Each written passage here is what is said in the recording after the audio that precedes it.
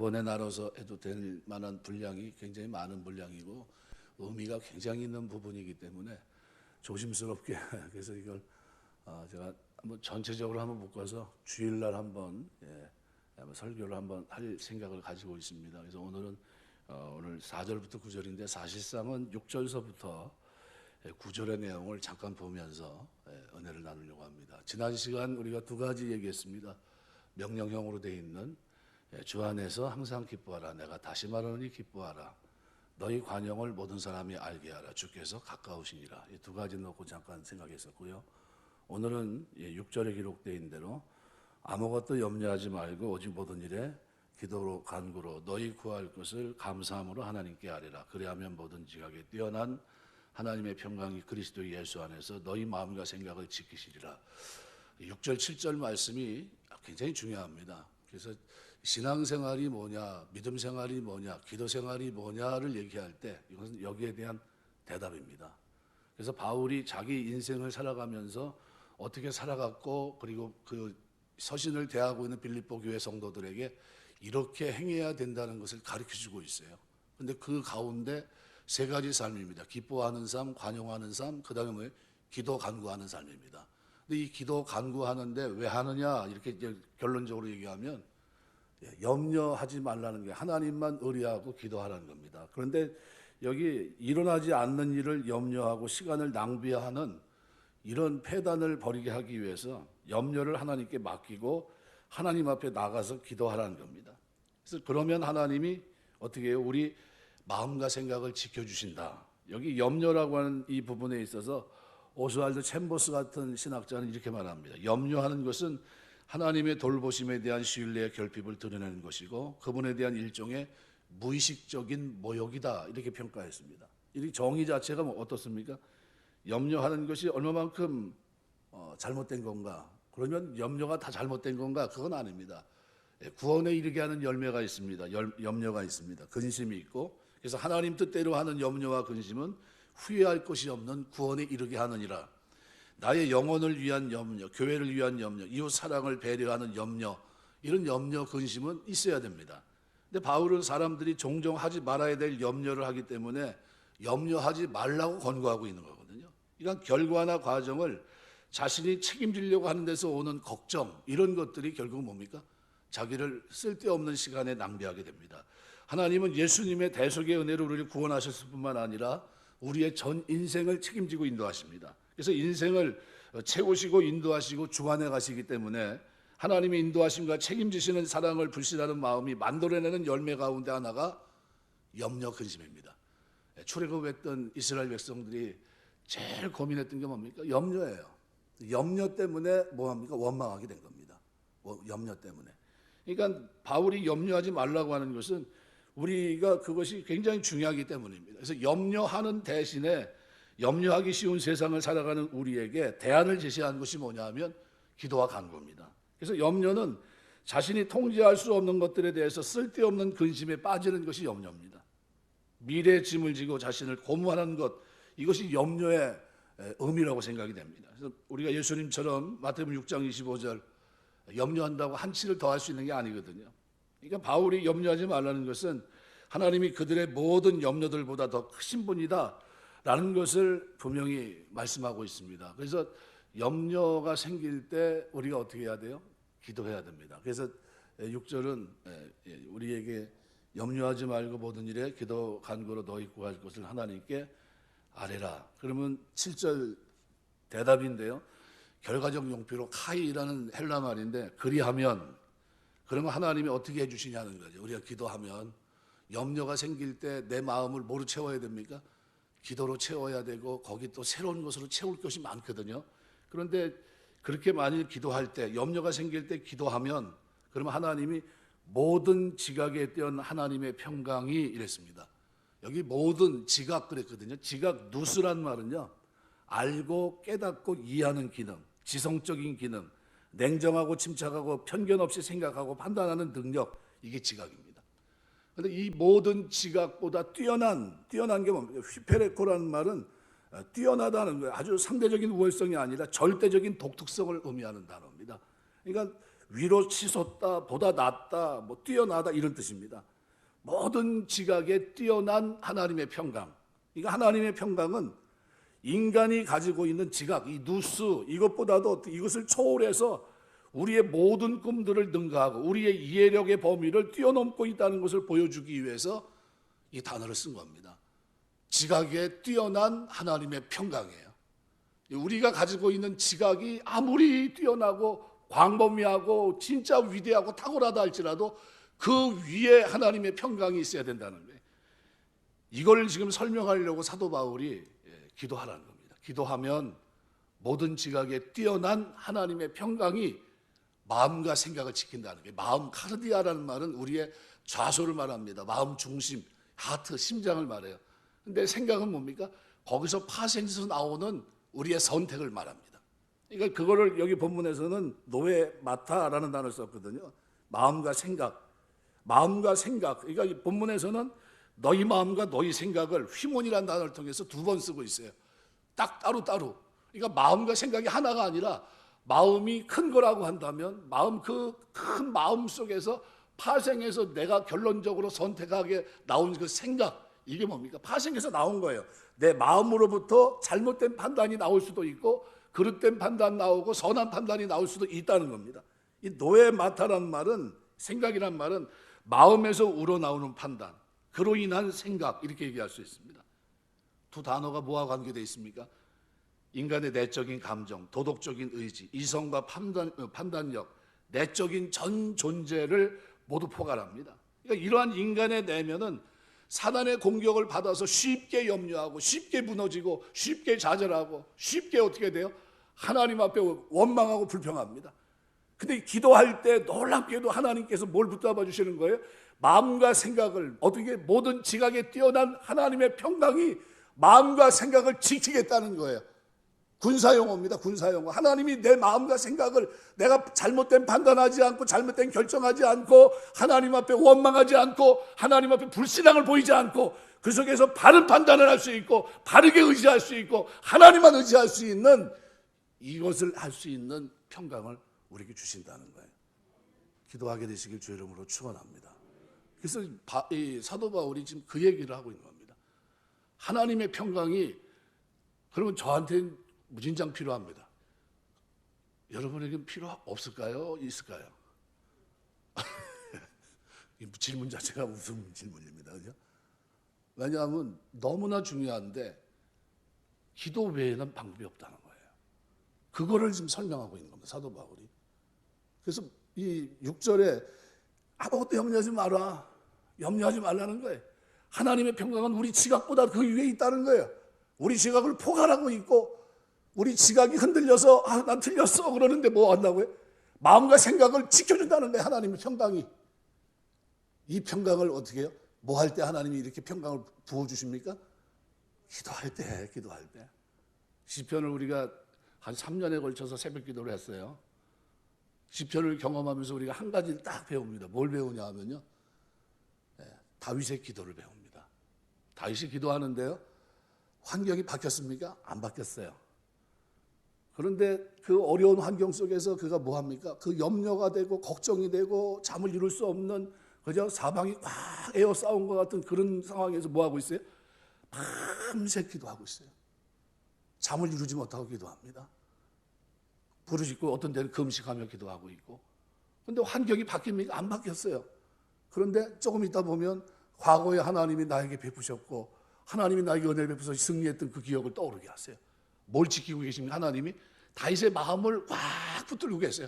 기도하니까 그 마음과 생각을 붙들어 주시는 거예요. 지키시는 거예요.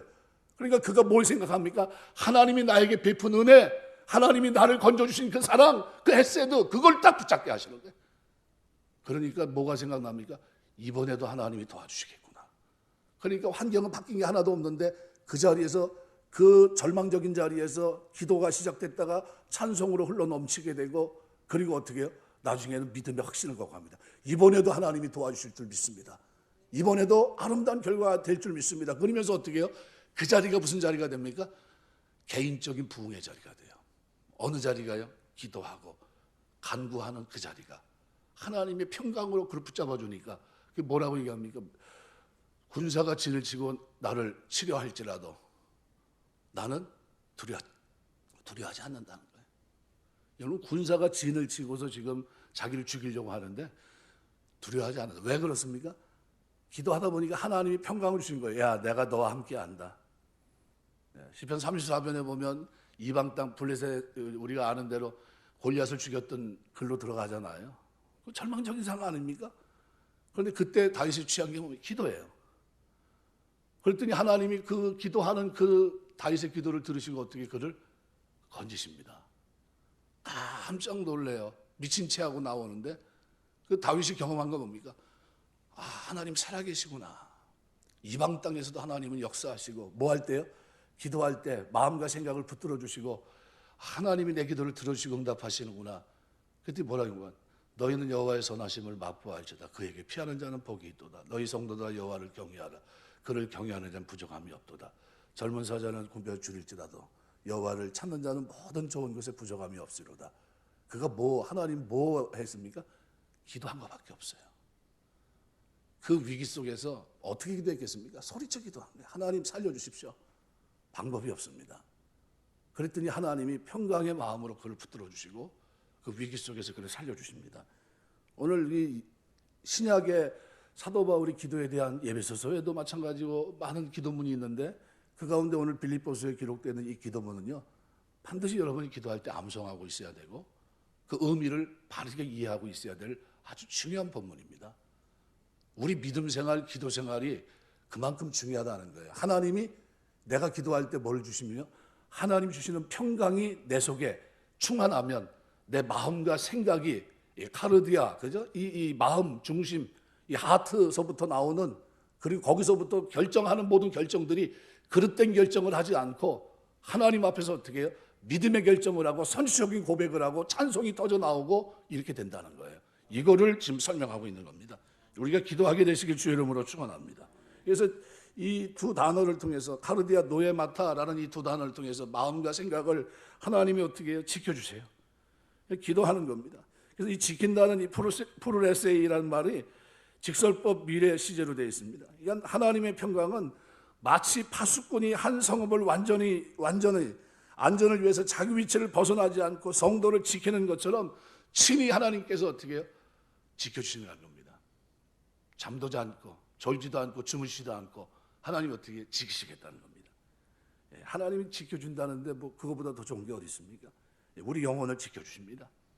너무나 감사한 거죠. 이 고백을 우리가 듣게 되면 진짜 우리 기도할 때마다 하나님 은혜 주십니다. 그래서 인간의 모든 지역을 태어난 하나님의 평강은 군인들이 수비대처럼 감사함으로 기도하는 자들의 생각, 감정을 지켜줄 것이고, 따라서 그들은 요새 보호되어 있는 것처럼 걱정, 두려움, 공격으로부터 안전합니다. 그리고 그들은 어떻게 살아갑니까? 하나님의 은혜를 더 기뻐하며 살아갑니다. 이번에도 하나님이 도와주셨구나. 이번에도 하나님이 나를 건져주셨구나. 이런 걸 경험하게 됩니다. 그러니까 이게 신앙생활이에요. 그래서 7절은 기도응답입니다. 그리하면 뭐든지 하게 된 하나님의 평강이 그리스도 예수 안에서 너희 마음과 생각을 지켜주시리라. 여러분 기도할 때마다 하나님이 여러분 주신 평강이 여러분의 마음과 생각을 늘 지켜주시길 주의 이름으로 축원합니다. 이게 충만하면요, 이거는 세상이 감당 못하는 믿음의 사람이 되는 겁니다. 세상이 감당 못해요, 이 사람은. 왜요? 하나님 외에는 두려운 게 없어요. 모든 걱정, 염려를 기도와 간구로 하나님께 부르시기 때문에 이 사람을 당하려 할 사람은 세상에 존재하지 않습니다. 염려, 근심의 출발은 어디입니까? 마음입니다. 마음이 어떠한 주제에 대해 염려하고 근심하게 되면 마음이 불을 일으킨 이 근심, 염려가 생각을 거쳐 커지게 됩니다. 이 마음이 그렇게 커지면서 거품이 일어나면 그 염려와 근심이 커지고 많아지게 되고, 그렇게 되면 어떻게 돼요? 점점 하나님부터 멀어져 가요.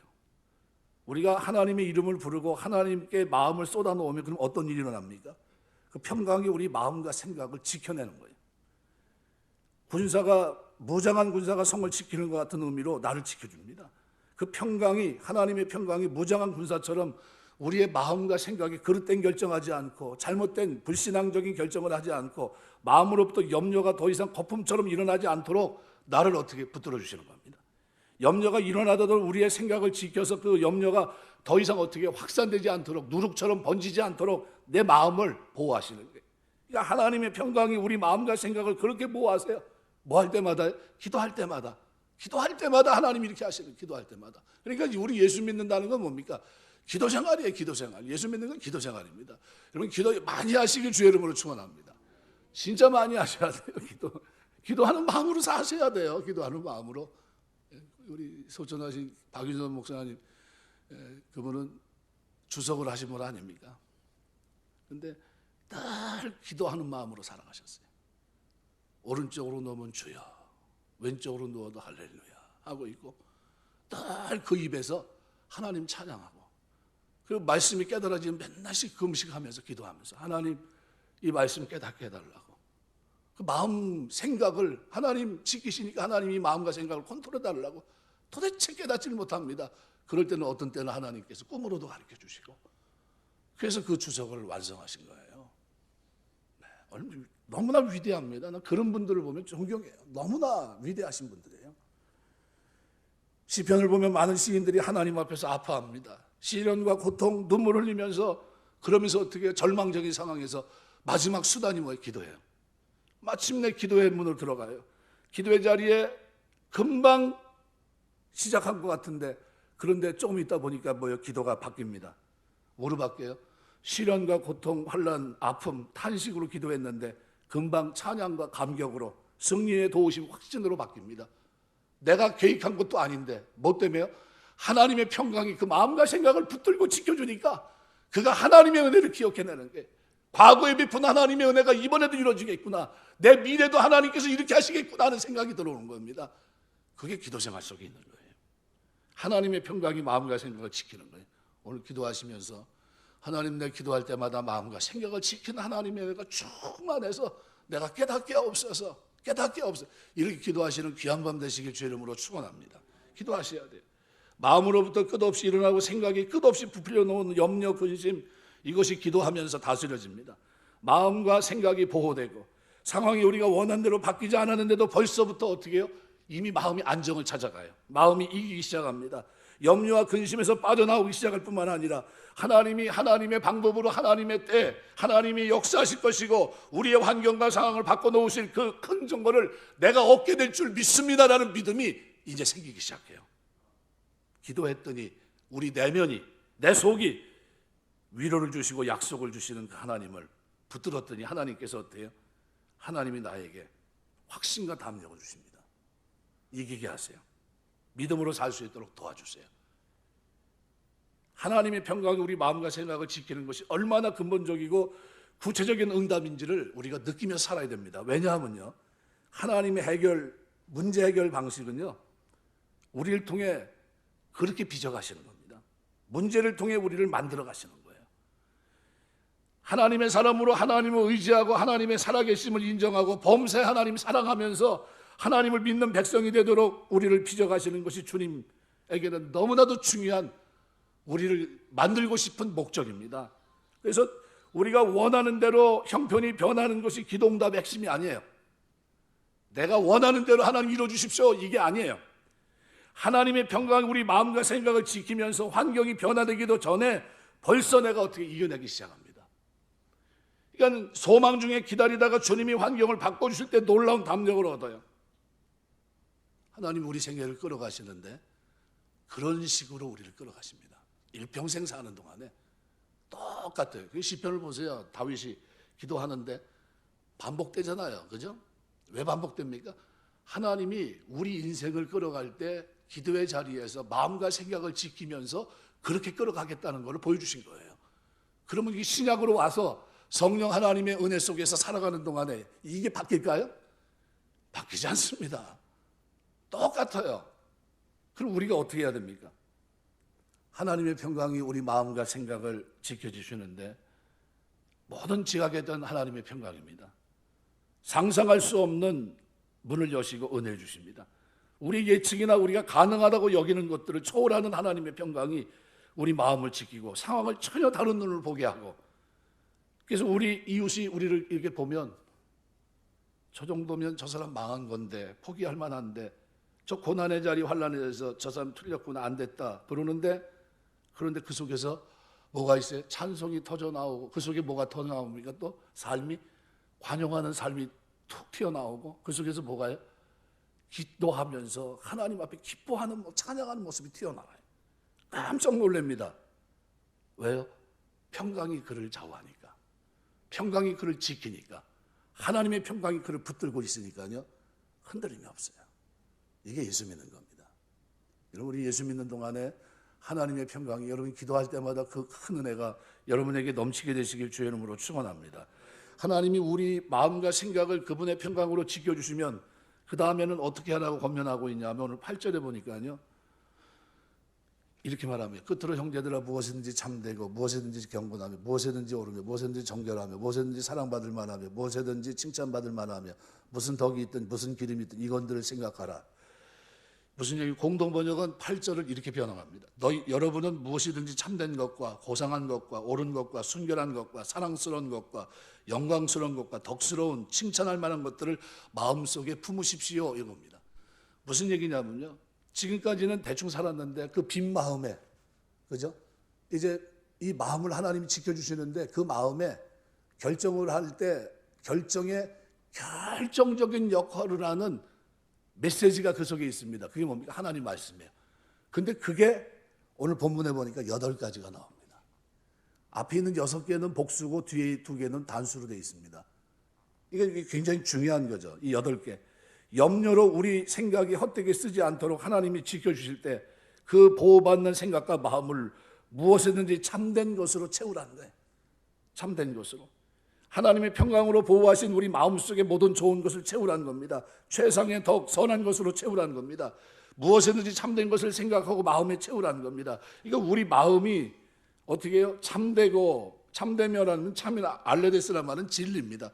그러니까 하나님의 뜻이나 말씀에 입각해서 옳은 것, 이게 참되며, 경건하며라는 말은 우리가 보통 유세베이아라는 뜻을 쓰는데 여기서는 셈노스라는 단어를 썼습니다. 인격적으로 존경할 만한 것을 가리킵니다. 또 오르며, 디카이오스의 복수형입니다. 디카이아, 하나님의 시각에서 봤을 때 의롭고 공정한 것, 이걸로 우리 마음을 채우라는 거예요. 정결하며, 하그노스란 말은 순수한, 고상한, 섞이지 않은, 정욕과 관계없는 순결한 것, 잘못되고 거짓된 것, 관계없는 흠없는 것.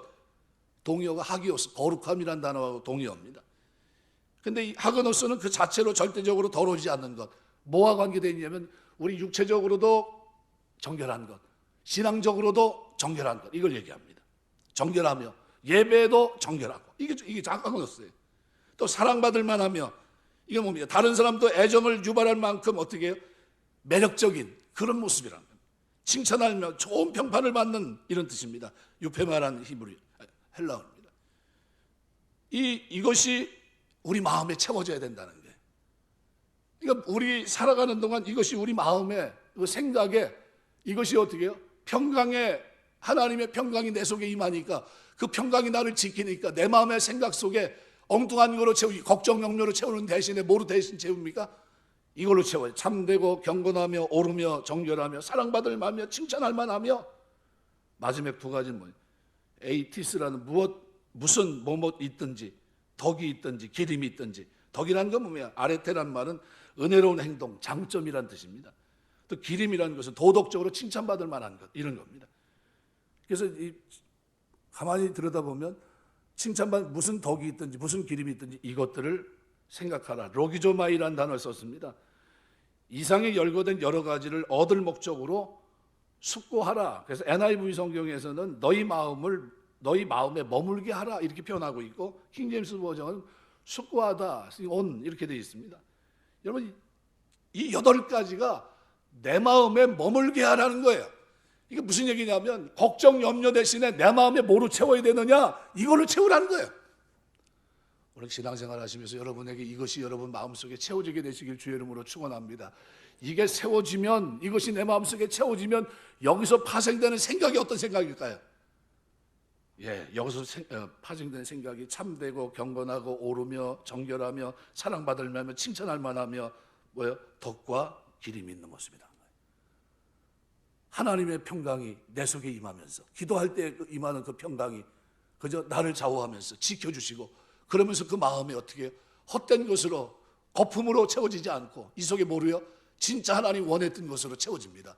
이렇게 되면 이 사람이 어떻게 살아가요?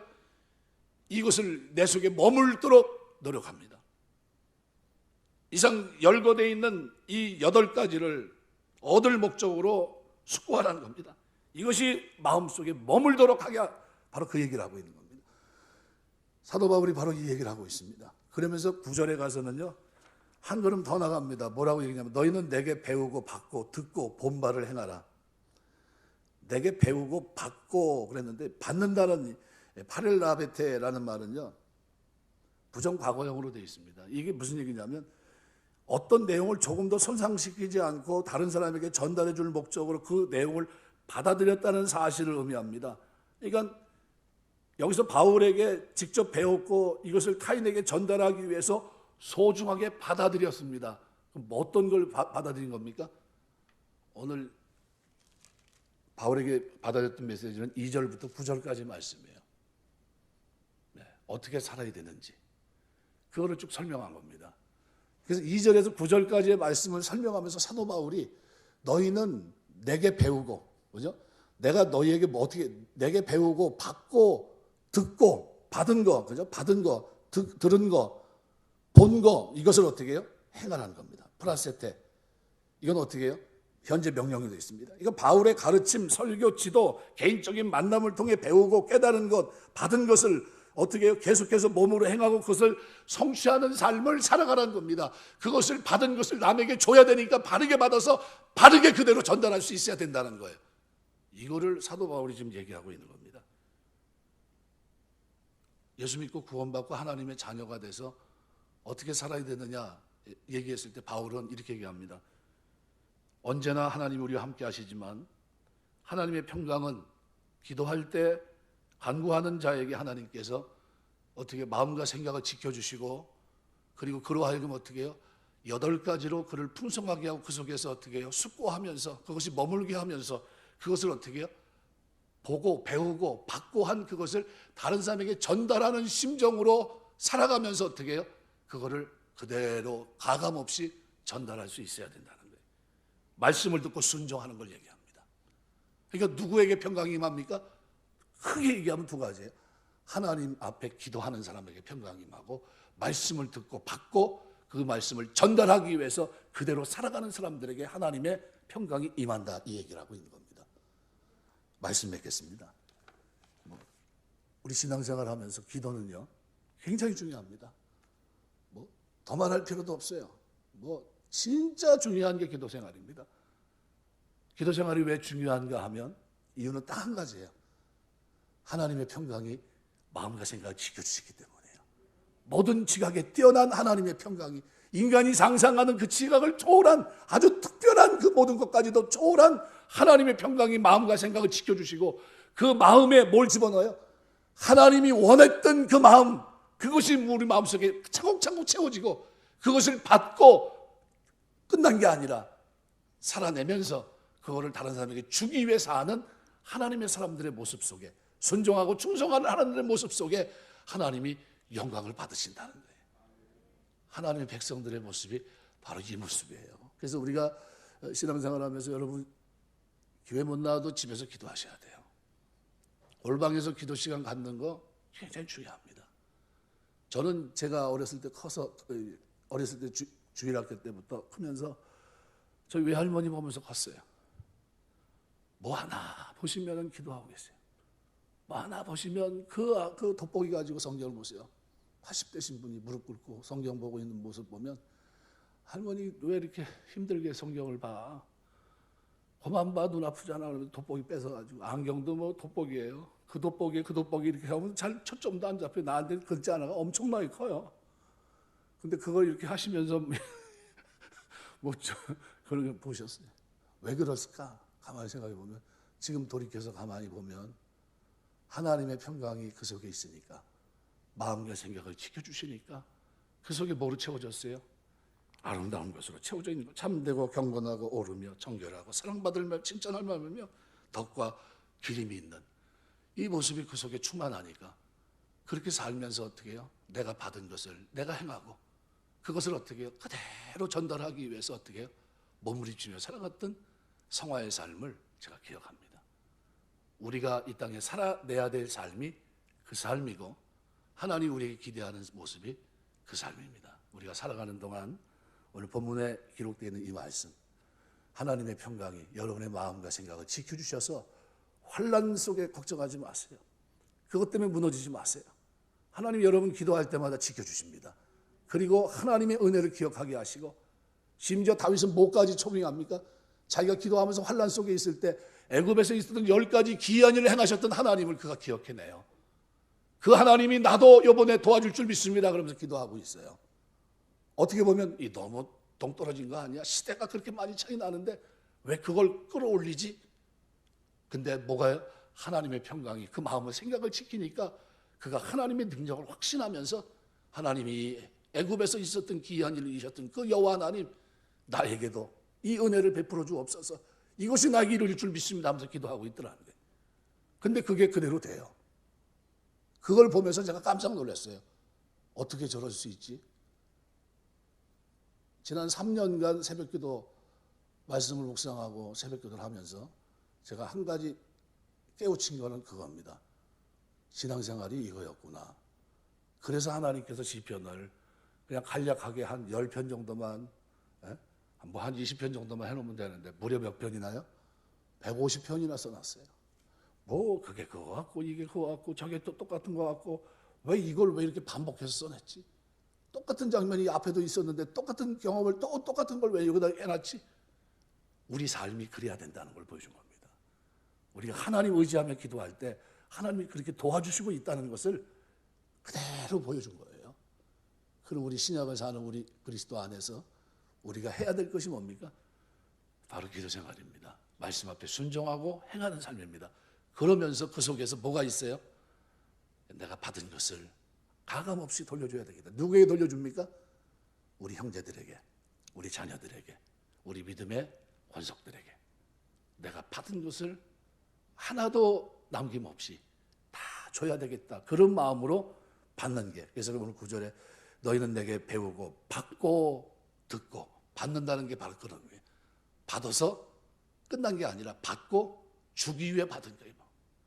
나에게서 머무르지 않고 이것이 나에게도 행함으로 연결되지만 그것이 어떻게 해요? 다른 사람에게 연결되기 위해서 다른 사람에게 주기 위해 받는 것 바로 그걸 말합니다. 그래서 파랄라베테는 람바노라는 단어의 부정 과거형입니다. 어떤 내용을 조금 더 손상시키지 않고 다른 사람에게 전달해 줄 목적으로 그 내용을 받아들였다는 사실을 그대로 전달하고 있는 겁니다.